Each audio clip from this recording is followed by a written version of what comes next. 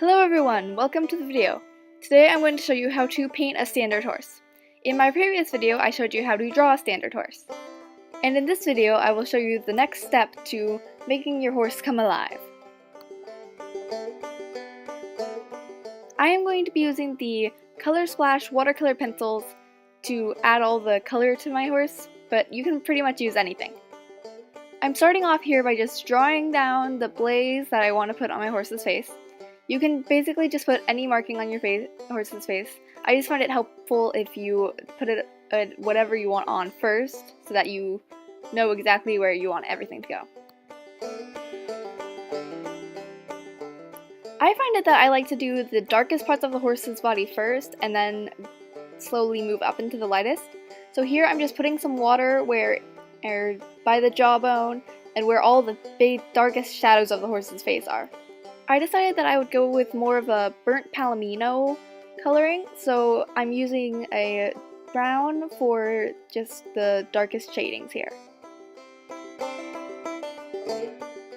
Now I'm going to use my brush to blend out the colors to make it a little bit lighter, and this also helps with just complete coverage of the horse, and that's kind of why I like to do the darkest bits on first, because then you can just use your brush and some water and get the entire rest of the horse without having to put on weird blotches and whatnot.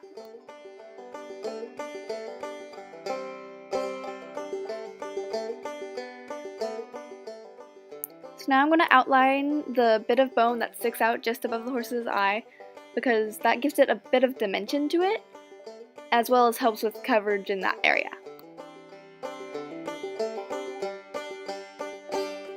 It's nice to do some shading just under the jaw, because the jaws on the horses, they kind of stick out a little bit, and it's nice to give all of that dimension, and it really helps it pop out a bit more.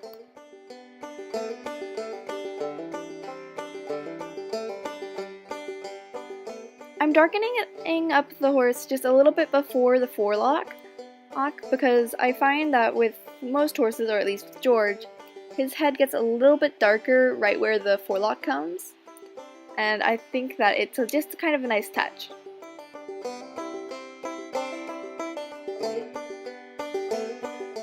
Just realizing that I filmed pretty bad at this part, but I'm doing the same thing that I did with the forelock up here. I'm doing just along the crest of the mane, sort of. I'm making it a little bit darker, because horses, they tend to have darker fur, they just tend to have a darker coat where it comes out.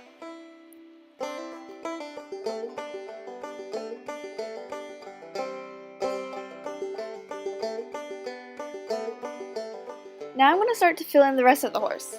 And for this, you're going to want a lighter color than you did the shadows, or how I'm doing it, since I only have one colored brown, I'm mixing the brown with a lot more water, just to sort of wash it out, and then just lightly going over the rest of the horse.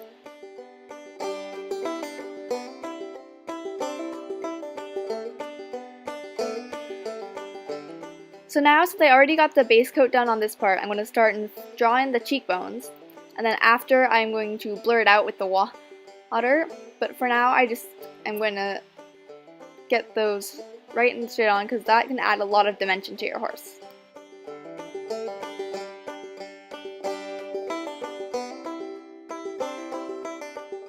And so the way I'm doing it when it's closer to the muzzle is I'm drawing the lines in, and then I'm using those lines to sort of fill in the rest of the horse.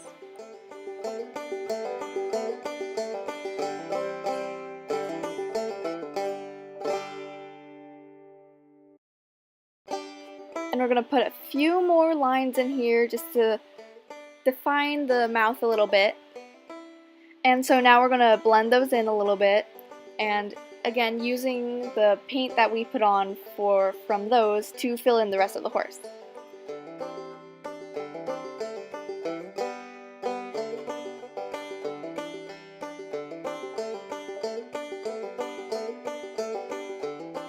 I didn't film super well here, but here I'm making the ear a little bit darker than the rest of the horse, just to give it that definition.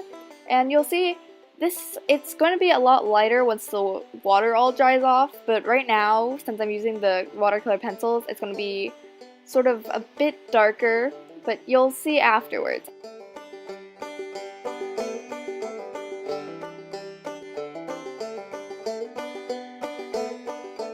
So now I'm just going to fill in the neck again, keeping the paint really watered down.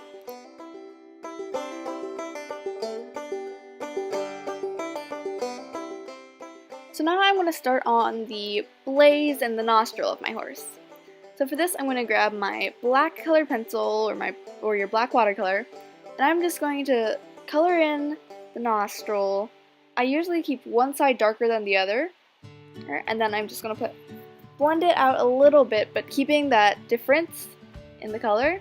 And then using what was left on my pencil, I'm just outlining the bridge of the nose and then some of the other lines that I did. But this is still really light, and remember, they're not going to show up quite as much after.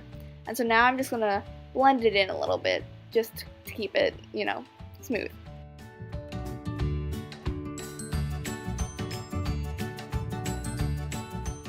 So now for the eye.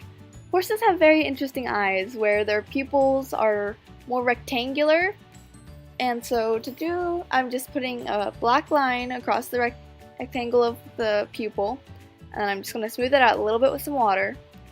And then here I'm going to just sort of dab it off a little bit because it's pretty wet, and I don't want the paint there blurring with the other paint because that could possibly ruin it. And then here I'm just going to use my brown paint and go around those lines that I made on the eye, and that kind of gives the eye a little bit of dimension. And then I'm going to use my paintbrush to blur those out so they don't quite look quite as prominent.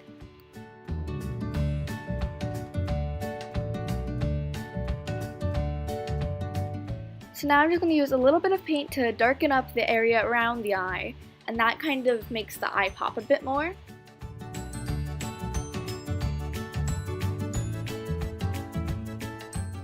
Alright, so here, this is what we've done for the first part. And this is the horse before we put in the mane or the halter. But that's just a little preview of how it's going to look, because since it's on a darker surface, the water makes it look a lot darker than it is.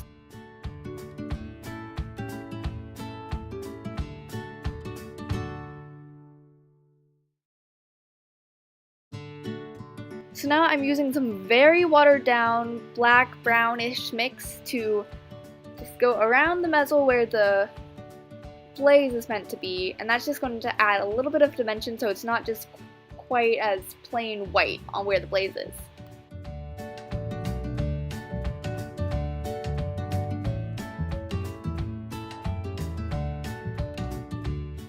So for the mane, it really helps if you have the watercolor pencils, because then you can get in the entire mane, but you can also outline the individual bits of hair.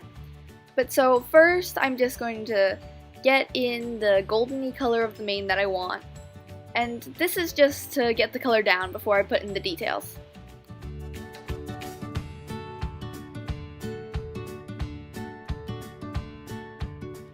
So now I'm going to start putting long strands of hair in, and we're doing this just like we did when we outlined the cheekbones or anything on the horse.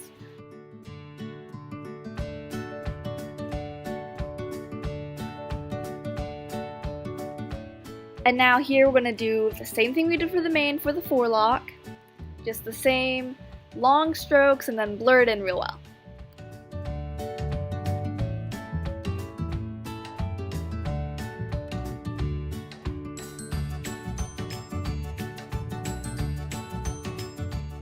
So I chose this nice teal color for the halter that I thought would really help to just sort of make the horse pop. And I'm not doing very much detail on the halter, like I'm not doing multiple colors to give it shading or anything. I'm just putting on the halter because I don't want it to take away from the rest of the horse.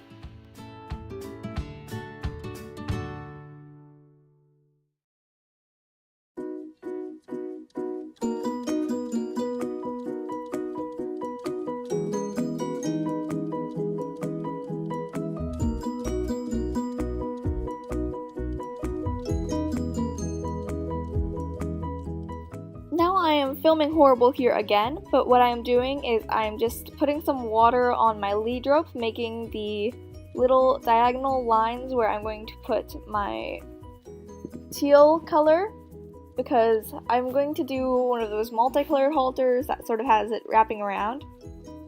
And I don't know if it really worked or not, but I think it still looks kind of cool. So yeah, I'm just going in with the diagonal lines.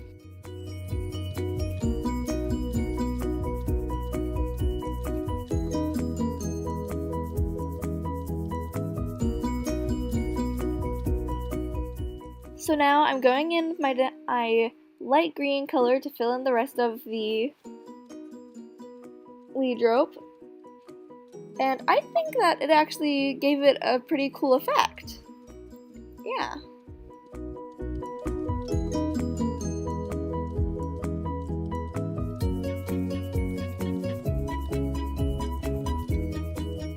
So now I'm just using a little bit of some yellowy gold coloring to fill in the buckles and clips and stuff for the halter.